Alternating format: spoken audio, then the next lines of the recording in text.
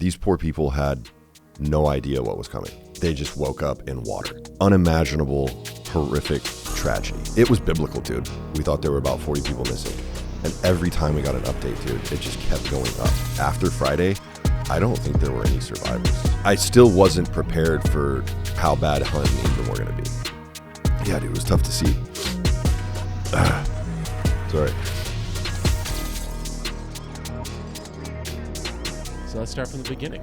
What? Oh, are we rolling? Yeah, we are rolling. How are you personally connected to the Kerrville area and where all the floods were the Mystic Camp?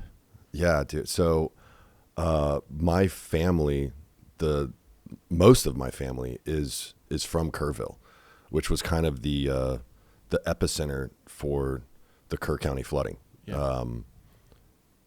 I mean, I grew up going to Kerrville during the summers, hanging out on my grandparents' ranch, going down to the Guadalupe River. You know, when I first heard about the flooding, it was on July 4th. I was at a buddy's house, and they were talking about what happened at Camp Mystic, and you know, mentioning like the hill country is flooding right now, and Camp Mystic, this girls' camp, was completely destroyed.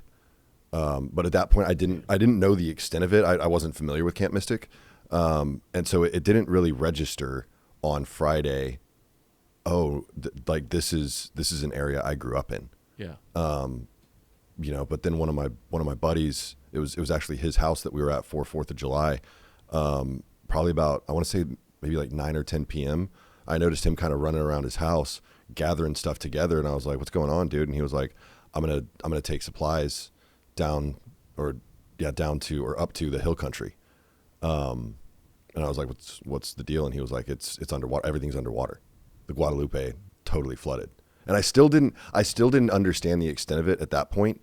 But I helped him load a generator into his car. He brought a Starlink down so that they had connectivity, because I'm wondering, maybe that's why, you know, I didn't hear anything at first, because I have so much family down there, but my mom texted me on Thursday to ask if I was okay in San Antonio because it was raining so hard. And, you know, but I never really heard from her what was going on in Kerrville and some of those smaller surrounding towns. And my mom and my dad live in Fredericksburg, which is not even an hour away from Kerrville. They weren't affected at all, thank goodness, but they were very, very close to it. So, you know, my buddy takes his supply run down, and the next day I start seeing pictures come through, primarily on social media and primarily from him. It's Donut Operator. He and some of his crew went down there to what was he doing to start help out. I mean, he just took a generator, took some Starlink, try to just get an assessment of like, hey, how bad is this? Because again, I just, no one understood the extent of it at first. I don't think anyone had any idea how bad it was down there. Yeah. We knew Camp Mystic was destroyed. We knew a lot of people lost their lives, and that was obviously tragic, but we did not understand just the magnitude of how bad it was. Yeah, I remember hearing a lot about the girls' camp in the beginning, right? And like those girls going missing and like looking and like search and rescue for them, and then, I mean, that was all I had. That's like how I brought to my attention that there was even flooding in the first place. Uh-huh. I remember reading and getting pretty closely drawn into the stories and talking to you about it, but yeah, there was not like. There just wasn't a lot of information. Yeah. At first, like especially in the first couple days, there was also a lot of misinformation, dude. About what was really going on down there. You know, so Saturday I start seeing all this information come through, and I talked to my mom, and that's when I started getting an inkling like, I think this might be a lot more serious than we realize. That was really when I first started comprehending that this was bigger than just Camp Mystic. That by itself would have been an absolute tragedy. When did you start having this realization about the on Saturday morning? Saturday during the day. Okay. I had a show. I had to perform in San Antonio Saturday night. But Saturday I reached out to some of my buddies and I was like, hey, I think there might be a situation down in Kerrville. And I think we might need to go down there. So I did the show in San Antonio Saturday night. I talked to one of my buddies, came to the show with me, and he's got a lot of experience in the military, doing, you know, some of this disaster relief type stuff. And so I was talking to him about it Saturday night, and then Sunday I talked to another one of my buddies, and I was like, hey, I think we need to head down there, dude. I think we need to go to Kerrville and see if there's anything that we can help with. Because, just my personal connection to that area growing up there, all my cousins being from there, my aunts, my uncles, grandparents, I definitely wanted to help. But again, I still didn't fully comprehend how bad it was. But Sunday night, or Sunday afternoon, I drove down. I got to, the first place I went to was Kerrville.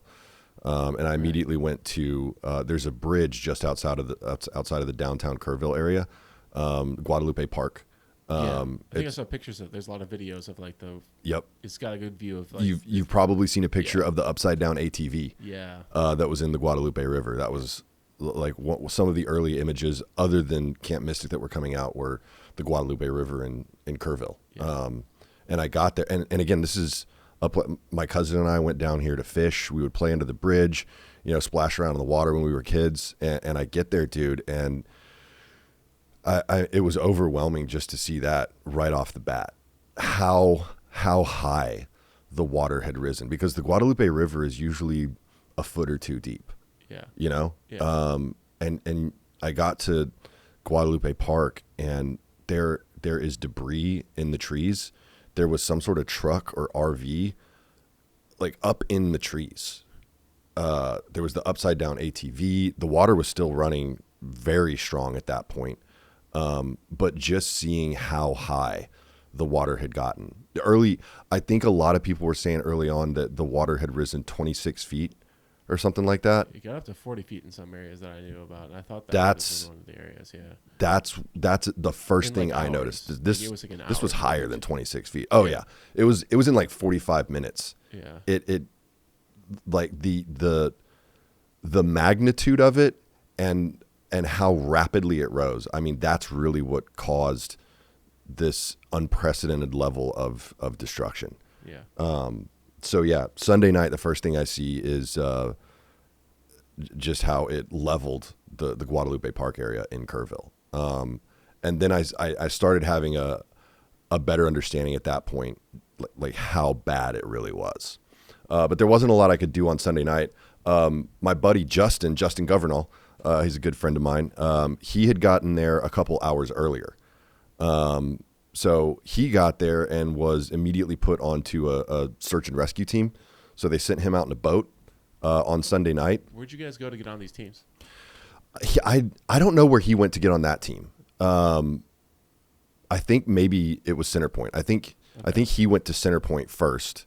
I went to Kerrville first. He went to Centerpoint first. And I think when he got to the Centerpoint volunteer fire department, they put him on one of these boats to go do search and recovery on Sunday night. But I mean, he was only out there for like an hour, and they were like, "Yeah, we have to stop because it's going to start raining again. Yeah, it's getting too late." Kept rolling in that weekend. It just kept raining, dude. I mean, just obviously it didn't flood again like it did on Friday morning, but it certainly wasn't helping.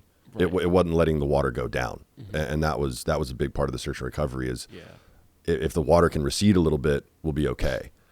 So yeah, that was Sunday night, and I knew I was going to stay to help at least Monday, so I stayed in Fredericksburg Sunday night with a couple of my buddies, and then Monday morning at 6 a.m. I went to Centerpoint. I first went to. Did you plan to get up and do that at that morning? Yeah. Or you just kind of spontaneous? Okay. No, I planned to get up that early because I knew everything was going to start pretty early. Okay. Because you need to utilize as much daylight as possible in a situation like this. Yeah.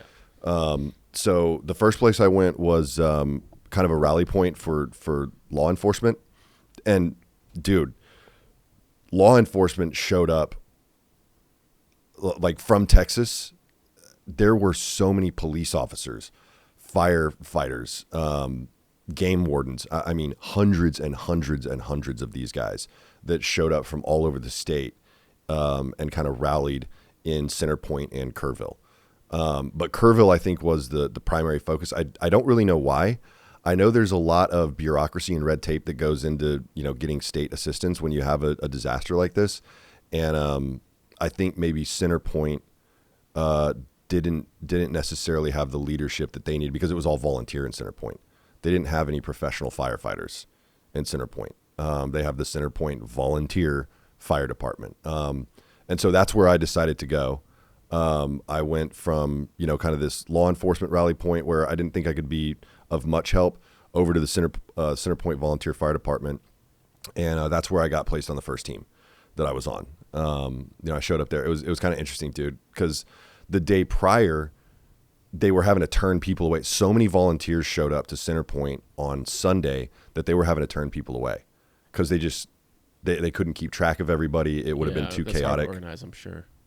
But when people showed up on Monday morning, it was a lot more professionals. Okay. Like professional firefighters were showing up, contractors for FEMA were showing up, police officers, and these are all off-duty people. These are people that were volunteering their time and their equipment. Right. Which was awesome. Pretty cool. So I ended up being on a team with 3 firefighters, and these weren't just regular firefighters, dude. These were like swiftwater expert firefighters. Okay. Like they were the special ops of firefighters. Like these guys were badasses, dude. Yeah. I don't ask me how I ended up on a team with these guys. I had no business being on a team with these dudes. Right? Yeah. They needed the dude who didn't know what he was doing. Actually, their lieutenant, I was talking to their lieutenant, and he was like, "You look like you can lift stuff. You can be on our team." And I was like, okay, that sounds. So I think I was going to be their grunt pretty much. Yeah, exactly, dude. So it was these 3 firefighters and then 2 contractors from FEMA. They'd been doing a bunch of work up in North Carolina for the floods. These guys were badasses too. That just decided they were from Tyler, Texas, dude. Okay, that's almost 400 miles away. Dallas, yeah, dude, and they just wanted to volunteer.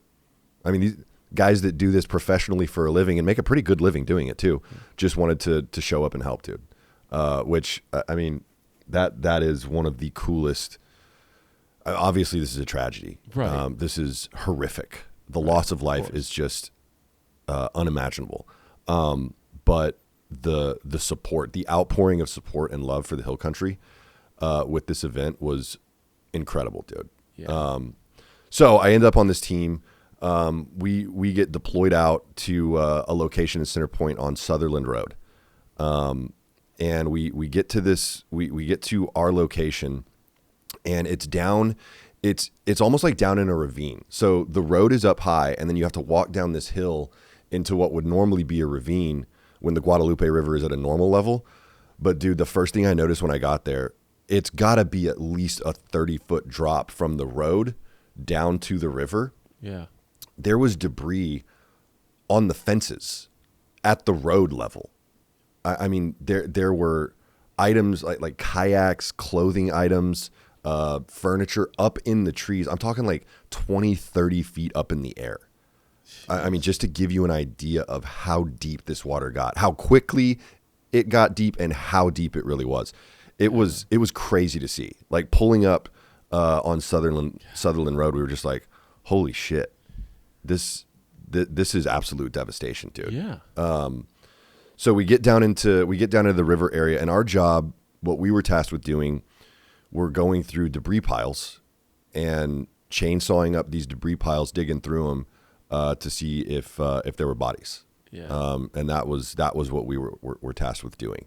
The river was still pretty deep at this point, and the current was very strong. Like the current was still a lot. Yeah. And again, this is a river that's usually like a foot deep. Yeah. So we get there, we start going through some of the debris piles. Again, these are all volunteers, and I don't want to seem like I'm bad mouthing anyone at all, but there just wasn't a whole lot of organization. Yeah. Because again, you don't have. Well, yeah, it's we didn't really have an authority structure. Right. Other than the volunteer from fire all department over, chief. Just kind of trying to align on a just trying to help, dude. Yeah. Yeah. So there was definitely some organization, but it was kind of, we were testing and learning as we went, you know? And so what we realized pretty quickly is that the team that I was with, these swiftwater expert firefighters, they weren't being properly utilized just digging through debris piles. They were going to be of better use, kind of working in the water and getting to some of the access points that other teams couldn't get to just because of how deep and how fast the water was. Yeah. So we went from chopping through these debris piles to actually being tasked with establishing a line across the river so other volunteers could get across the river to some of the more remote areas where we were. And so we had found like kind of a point where you could cross. It was still really deep and people were having trouble getting across. And so my team, we got into the water, we tied rope off on one end of the river and then ran that rope across to the other side of the river so that people could get across without being swept away. So we got across the river and we started going through more of the debris piles. And really what we were doing was kind of establishing a way for the big machinery, the heavy equipment to get across the river and start going through these larger piles. Dude, there was, I mean, it was so crazy. This one debris pile had to have been probably 15, maybe 20 feet tall. Just all these branches and, I mean, really home items like furniture, clothes, just all piled up in this giant debris pile where there was a bend in the river. Because that's where stuff washes up is when the river bends, right? And on top of this pile was a shipping container like you see on a train. Jesus. Yeah. It was just crazy. I mean, and obviously there were cars like kind of washed up on the shores and stuff, but to see this shipping container sitting on top of this giant pile of debris, yeah, it was crazy, man. Yeah, this reminds me of the movie, some movie that God, was it Tom Holland's in it? It's the tsunami that hit Thailand. Oh yeah, way back when. Yeah, in the Indian Ocean. Just total devastation, right? How those streets look like. That's. Mm-hmm. Yeah. That I mean, it was biblical, dude. Yeah. It really was. Like looking at this stuff was crazy to see, but I still wasn't prepared for how bad Hunt and Ingram were going to be. Were these further downstream or were they? Yeah, this was like further downriver. Okay. So the water started surging in like the Hunt area. So it goes Hunt, Ingram, Kerrville, Centerpoint, Comfort. Like that was kind of the okay. destruction path, right? But it started in Hunt. So, like as bad as it was in Centerpoint, it was still so much worse going through Ingram and Hunt, and that was the second day. So we spent all day in Centerpoint on day one on Monday. At sometime maybe around 2 or 3 in the afternoon, they started bringing in cadaver dogs to the Sutherland location that we were at, and quite honestly, I mean, I definitely wanted to volunteer. I wanted to help out, but I didn't want to be one of the guys recovering bodies. I didn't want to do that. Yeah, that'll stay with you. Yeah. You don't forget something like that. So when they started bringing in the cadaver dogs, and the team that I was with, they were going to go with the cadaver dogs. I knew that there was help needed in some other areas. So I decided to split with my team at that point and go to some of the other areas that needed more help with like cleanup. And it was weird, dude. Like obviously, being close to this with my family and stuff, the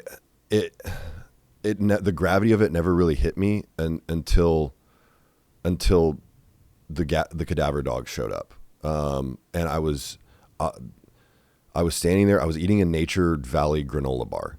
I was just, kind of standing by the river, eating this granola bar, and that's when it like all of the emotion hit me at that moment, and that was the first time that I cried, like just kind of realizing how terrible this really was. Yeah. It was just so intense working there in Centerpoint. Yeah, I remember being there in Austin on the outside, not like we were flying out to New York that Friday, and just kind of watching it as we got into New York and just seeing like there was like they knew like early on it was like 16 dead or something like that, or missing or something like that. It would just seem so like tragic, obviously. Absolutely. But, like, it didn't seem like something that was going to end up like this, and it never stopped. That's the water. It's just like the water just never stopped. It kept coming. going, and the death toll kept going. Yep. And then the body count now is like just for like in the missing. It just kept going. When we first started volunteering, it's exactly what you were saying. We heard that there were maybe 40 people missing at that point on Sunday night. We thought there were about 40 people missing. And every time we got an update, dude, it just kept going up until it was at like 170 or something like that by late Monday or early Tuesday, I think it was. Yeah, dude, it just kept escalating. And it seems kind of hopeless at some point, you know, like you just kind of sit back and you're just like, what are we supposed to do? How do we fix this? But yeah, dude, it was a lot, man. I went from the Sutherland Road location and I went over to an RV park with a couple of my other buddies. And you know, this RV park just got completely destroyed. So there's a bridge in Center Point, and when you cross that bridge from Highway 27, as soon as you cross that bridge, you're now in downtown Center Point.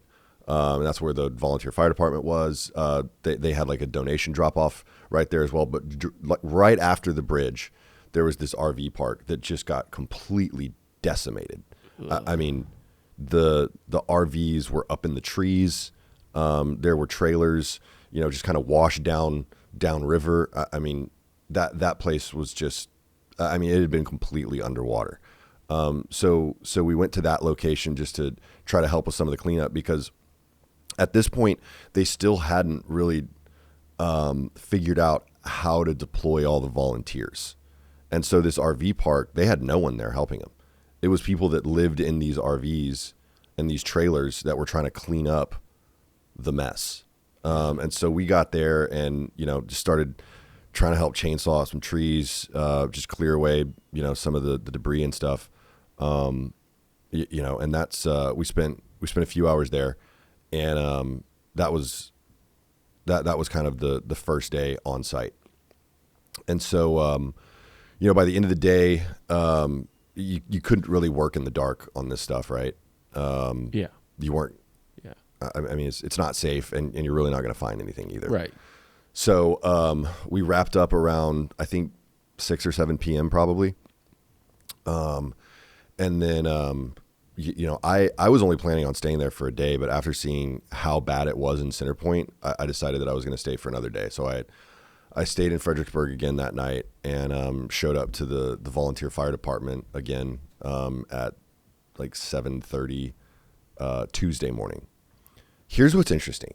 So I don't have an explanation for this. The first Monday, it seemed like there were a lot more professional volunteers.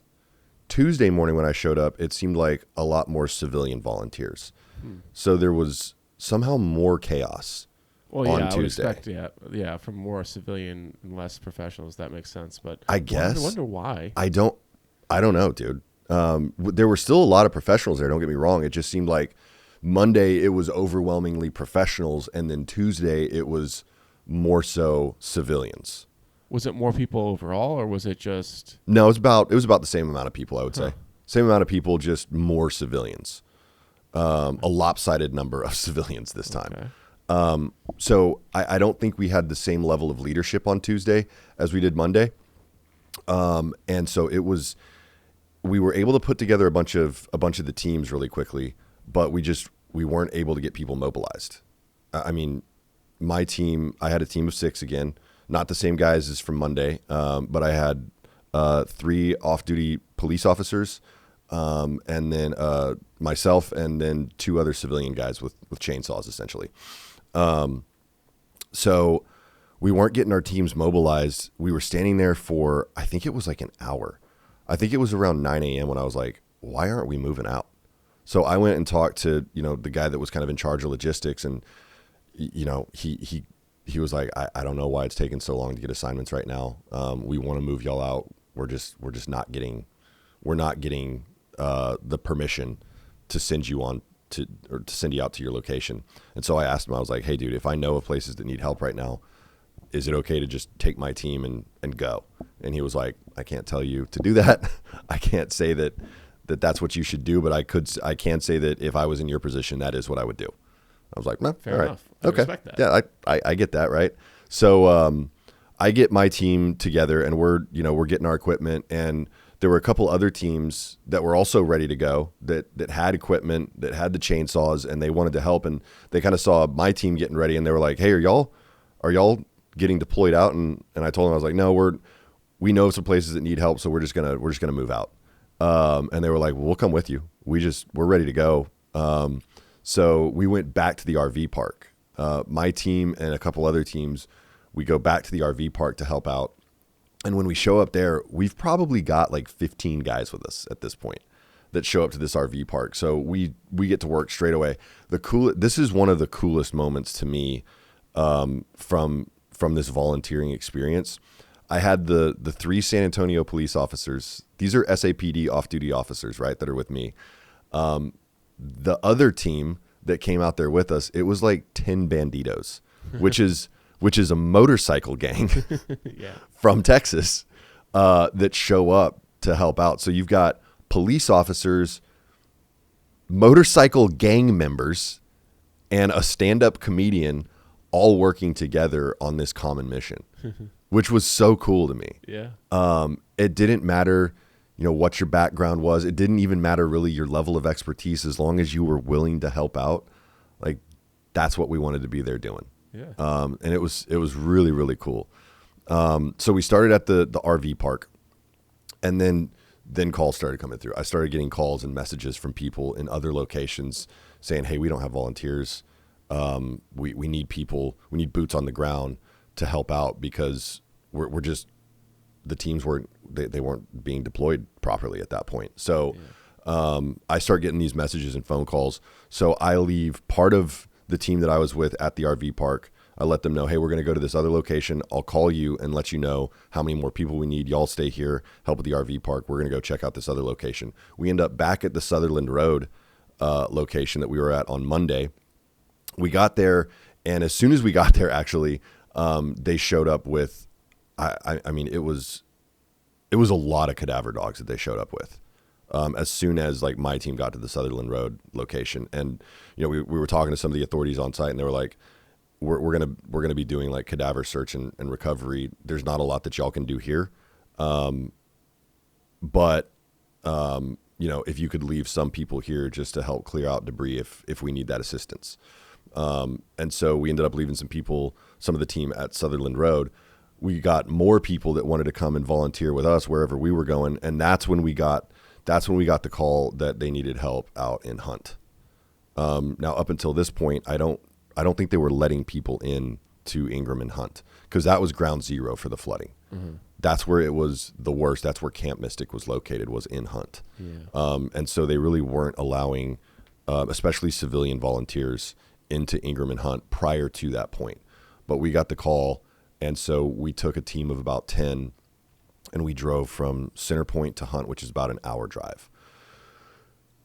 That's really where I saw just the worst devastation that I ever. I mean, it was unimaginable driving through that area. It was crazy.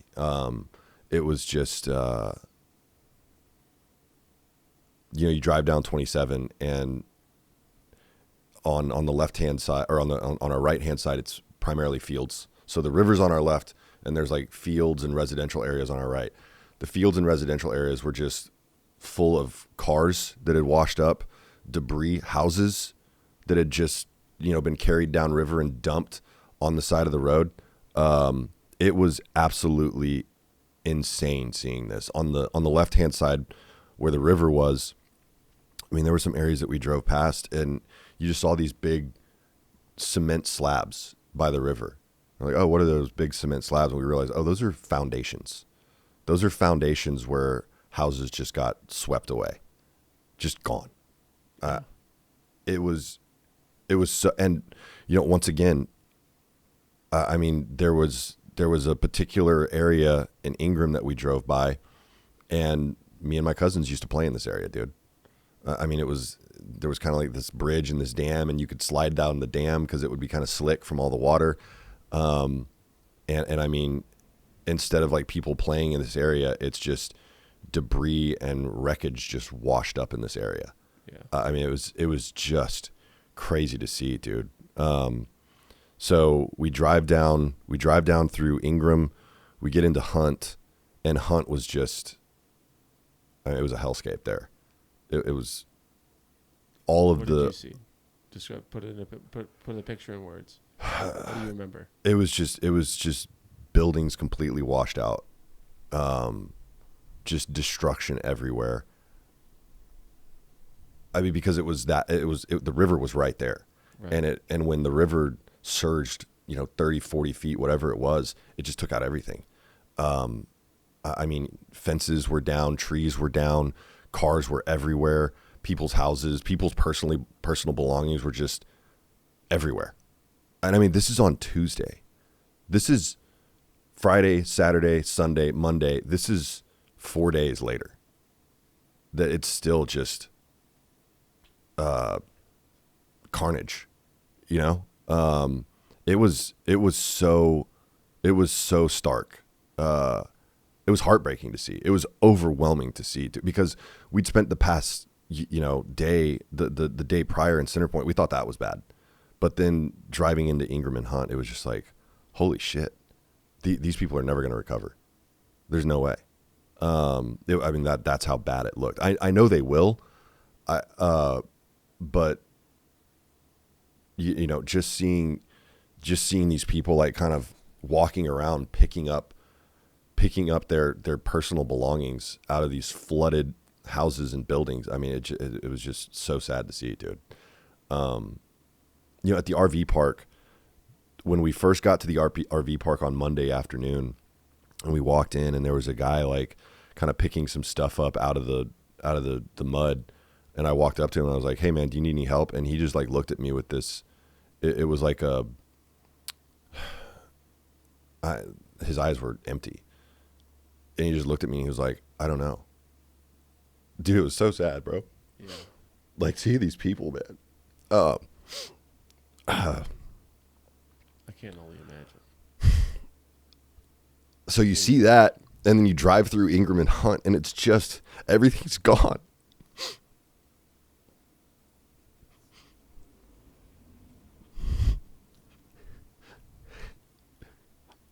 And you don't even know how to help. Yeah. Yeah, man, it's tough.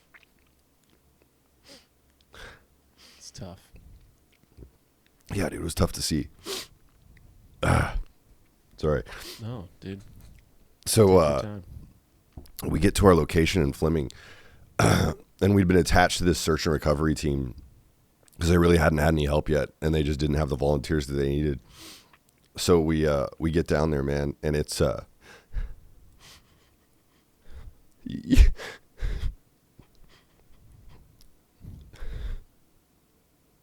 it's just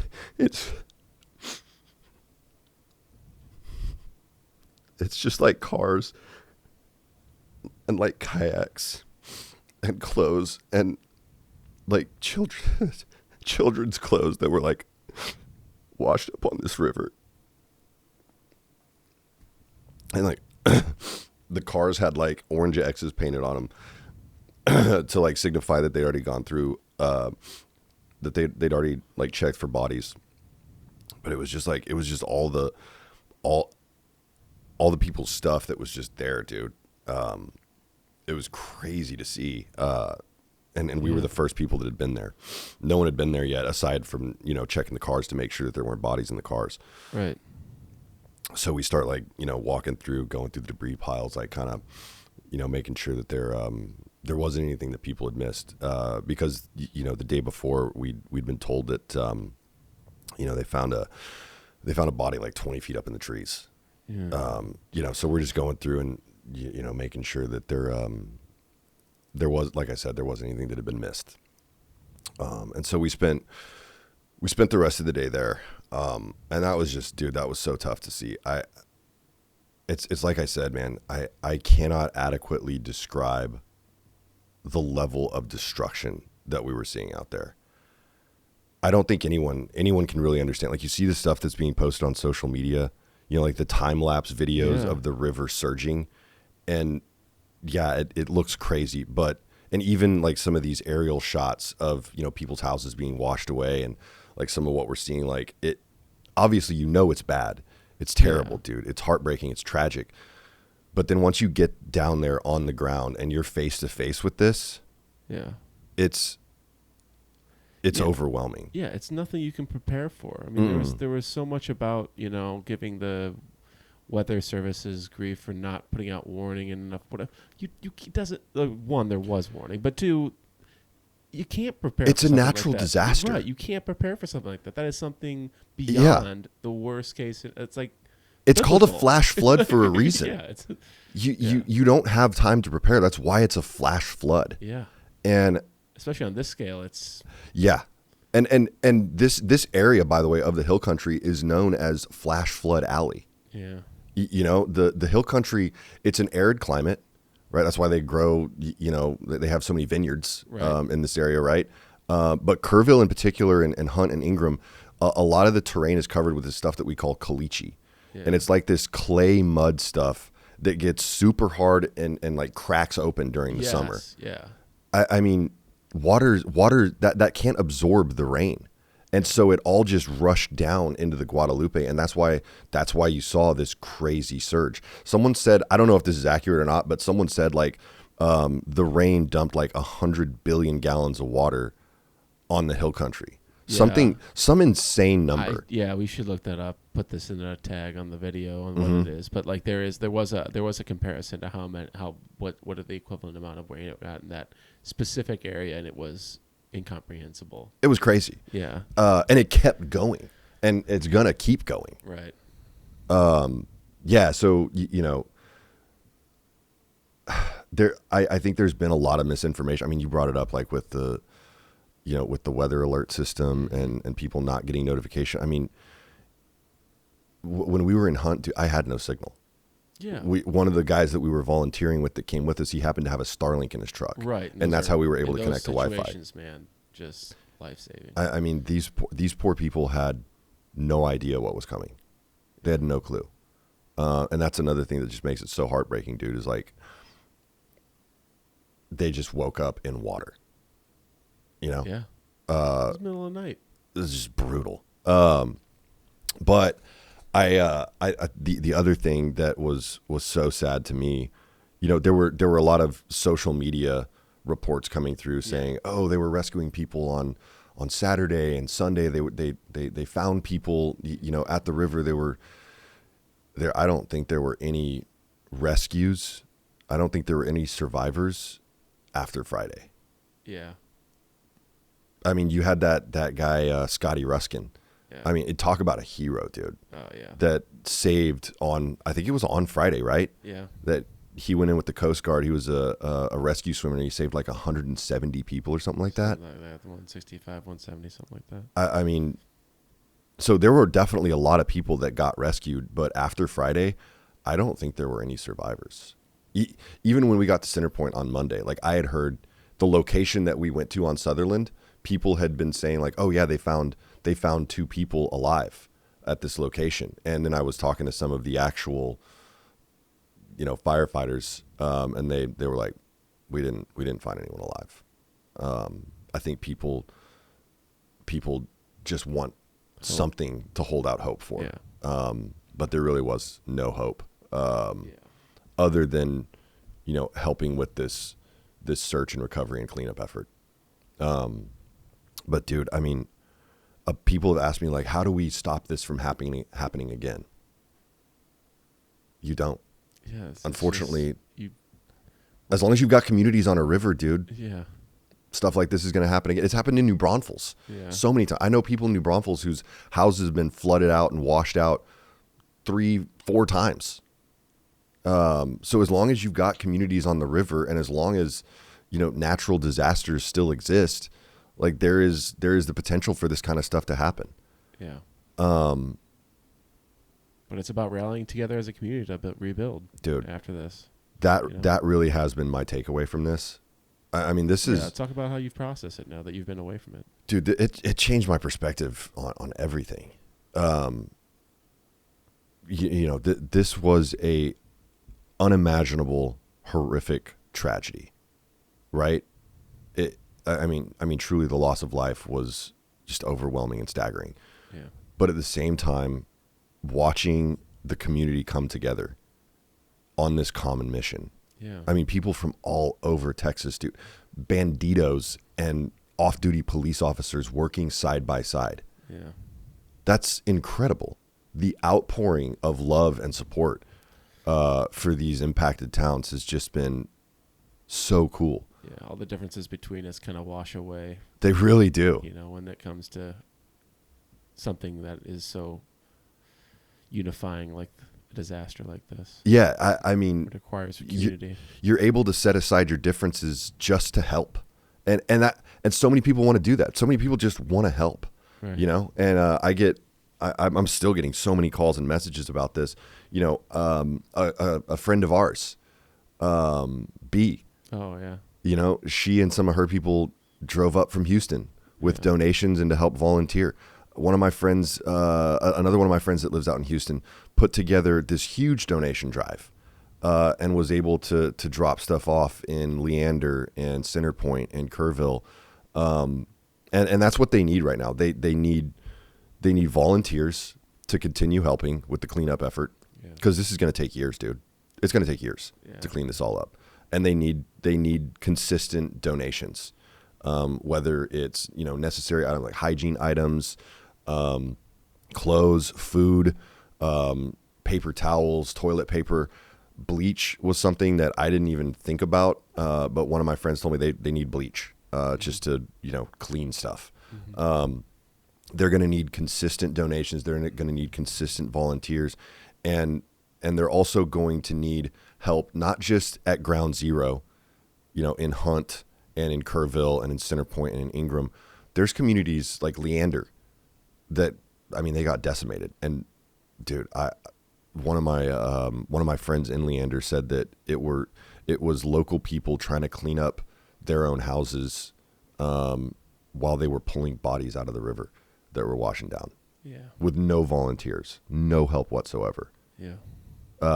You know, so there's still a lot of communities outside of the ones that, you know, we know about nationally, right, that are going to need help. Mm-hmm. But yeah, dude, you know, going through something like this, something that hits close to home for me, because of where I grew up and, you know, my family's still living there. You know, there's natural disasters everywhere, dude. But when something like this happens, we have to set aside the politics of the situation. Who gives a fuck about the politics of this, man? Who cares about who needs to be blamed or who wants to avoid blame in this situation? Let's just all come together and help these people that have been affected. Mm-hmm.